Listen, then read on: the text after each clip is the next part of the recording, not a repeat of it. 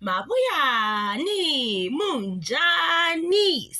Salibonani lonke, ngiyalibingelela njalo kwenye episode engibe ngiliphathelena elangeni lanamuhla. Ithi ngitsho okuphakathi kwenhliziyo yami ngoba kunzima. Salibonani sisi, ngingumfazi oleminyaka engu-35. Ngihlala lobaba labantwana bami abangu-2. Ngithe lami ngizoyethula ubuhlungu obusenhlizweni yami.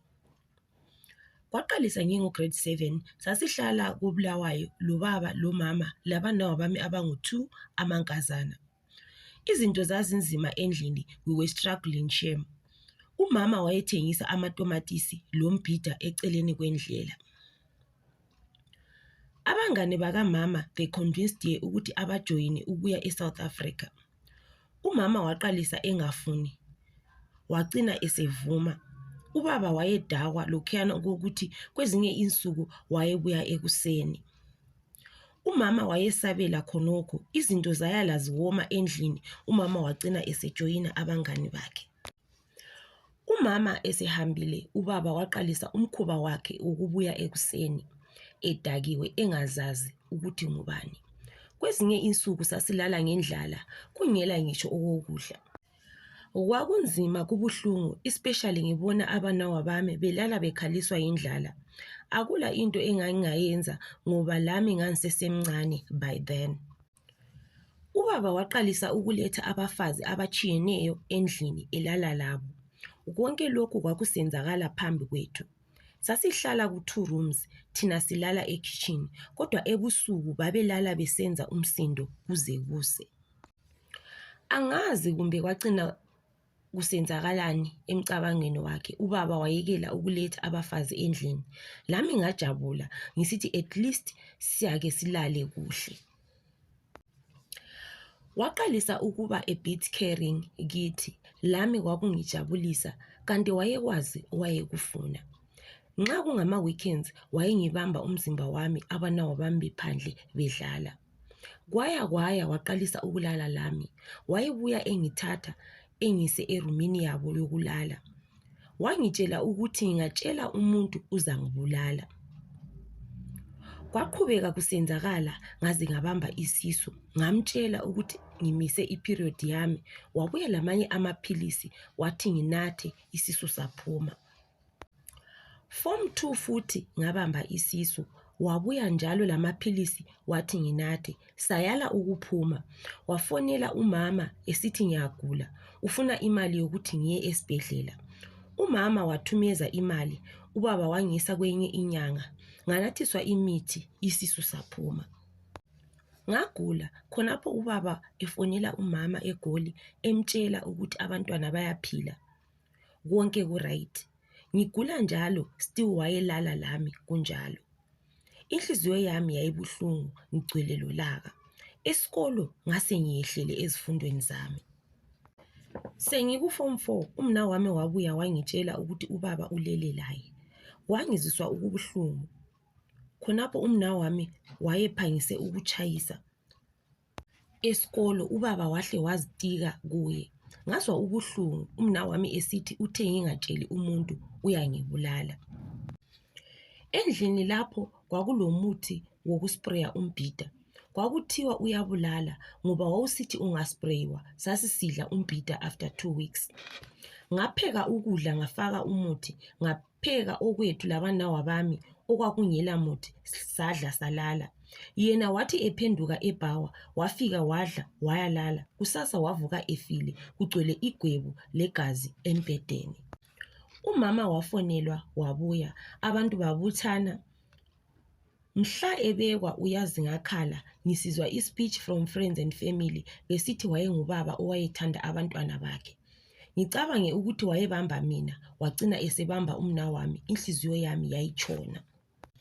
Ngazoyenda, kodwa ngilebhundu enhliziyweni yami, ngalokho okwayenzwayo ngubaba.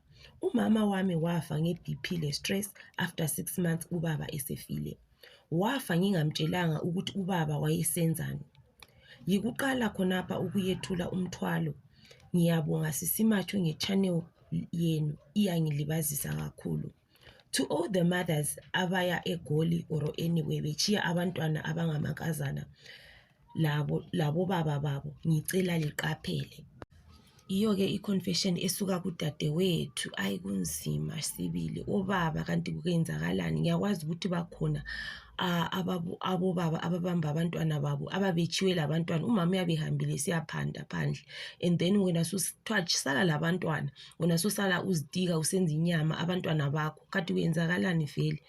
Yazi i-confession le inzwisa ubuhlungu ngoba ngiyakwazi ukuthi izinto ezenzakalayo, like abafazi siyaphuma siyastoka, sisiya kubo Mozambique, kumabhelo, sisiya kubo Zambia, sisiya kubo Botswana. Abanye bayahlala eGoli besebenza ema-kitchen, ama-stay in, bechiya abantwana labo baba. Ubaba besala berepha abantwana, and khonapho uqede umntwana uyatshelwa ukuthiwa ungakhuluma ngiyakubulala. Kunzima. Yes, of course udadewethu wayenza epeni for revenge, kubabakhe wamfakela wafa ngoba wayesiza ubuhlungu. We can't justify ukuthi sithi wayenza into embi or what. Yeah, yena like he deserved ukuthi efe vele actually, because into ebuhlungu ukuthi ubone wena ngapha uyarejwa, ngapha umna wakho futhi la serejwa. Kunzima, kubuhlungu. I can feel ipain yona le wayizwayo kusenzakala khonokho ngapha. Imagine usisi lo uthi wagula, wathi egulile njalo ubaba wafona wathi umntwana uyagula, umama wathumeza imali, ubaba wabethatha ehambisa umntwana enyangeni kuyakhipha isisu. Like who does that mos? Kwenzakalani vele these days? Wahamba wakhiphisa umntwana isisu enyangeni, umntwana ngapha uyagula, ngapha unobhizi wabulala laye. Kwenzakalani? Why? Banyakwazi ukuthi bakhona obaba bayenza njalo. These days is very rare ukuthi abantu abarephayo bebe abantu abakhatsha, abantu beduze. Bakhona obaba, omalume, uyabo umama uyabe kuchile kogogo, kuyabe kulabo omalume labana sebesala bebamba umntwana. Into engalunganga yena le, asiyekeleni. And into enzisa ubuhlungu ukuthi abantu kulamanye ama-families ukuthi umntwana uyakhuluma ethi hayi gogo mina umalume ungenza so. Ugogo ethi thula, ayisonto ekhulunywa yona loyo, akukhulunywa khonokho. Siyavala, siyavikela abantu bona labo ama-rapist nala siyawavikelela. Sisithi is because yi-family, we don't want ukuthi sihlambalaze ibizo le-family, but umntwana uyabe sizwa ipain. Baningi abantu abomama labantwana abangamankazana abahambayo through khonokho ubuhlungu nalobo kanje udadewethu. They are a lot. Abaningi bangikhona la namhlanje balamabhondona la enhlizweni. Omunye vele kakwanisa ukuthi ethi umntana akhe lo muntu oyindoda, because uyabe secabanga ukuthi what if lokhana engakwenziwa ngisesemncane kungayenzakala emntwaneni wami. And abanye bakhona bane-trauma inale ukuthi they can't even get married because of i-trauma inale abayenzwayo ngobobaba babo, ngobobhuti babo, ngabomalume, ngabokhulu. It's something yokuthi yam-traumatize to an extent yokuthi nxa kuyikuthi engacabanga about marriage, ecabanga ukuthi ngiyabe ngihlala le ndoda, uyabe sesenza that thing phela le ndoda yakhe. So into nale i-trigger ama-moments onalawana okwakusenzakala kudala. Let's be very careful womama. Please, let's be very careful ngabantwana bethu. Umntwana ungambona ukuthi umntwana lo umthabo wakhe or i-behavior yakhe it's odd. Umbuzo umntwana, hlala phansi lo mntwana wakho umbuzo ukuthi hayi mntanami, is everything okay? Bakubambe kahle yini? Akula.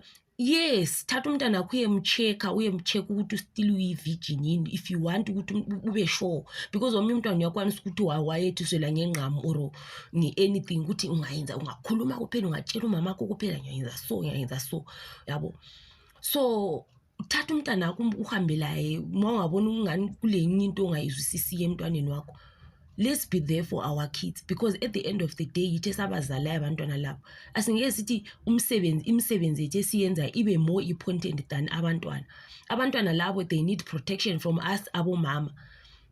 So nxa thina singabachiya singabanakekeli, sithi masifika uyatufika ngoDisemba ufika 2 weeks ekhaya, you don't even check ukuthi umntwana wakho uhlale phansi nomntwana wakho ukhulume laye ukuthi is everything okay yini.